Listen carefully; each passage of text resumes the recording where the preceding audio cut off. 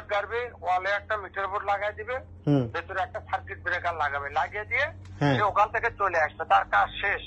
সে প্রতিটা কাজের জন্য মজুরি পাবে পার পিস ওয়ারিং আমাদেরই কোম্পানির রেটে ভাই 3000 করে।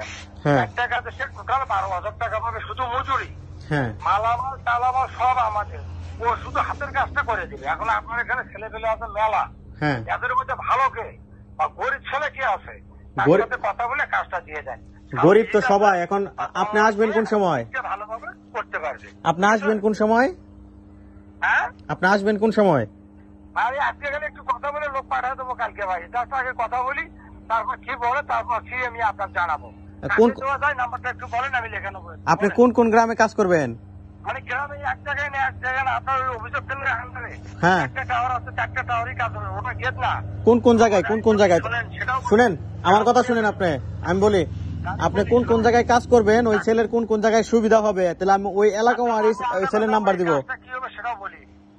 আমাদের সারা বাংলাদেশ যেখানে যেখানে আমাদের যে গ্রামীণ যে টাওয়ার গুলো আছে, প্রত্যেকটা টাওয়ারের নিচে নাইট গার্ড এবং দারোয়ান এদের থাকার জন্য ভেতরে রুম ছিল না ভাই।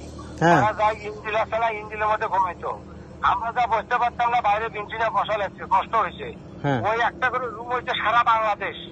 ওই রুমটাই ও যাবে, যা একটা আর্থিং রড, একটা মিটার বোর্ড, একটা সার্কিট ব্রেকার লাগিয়ে দিয়ে সে ওখান থেকে চলে আসবে। আরে ভাই, এলাকার নাম বলেন, কোন এলাকায় কাজ করবেন বলেন, এলাকার নাম বলেন, কোন এলাকায় কাজ করবেন,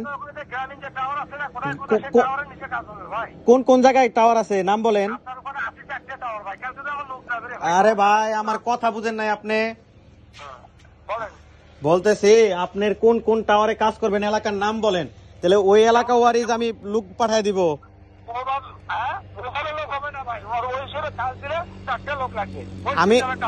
আমি 4টা লোকের দিব।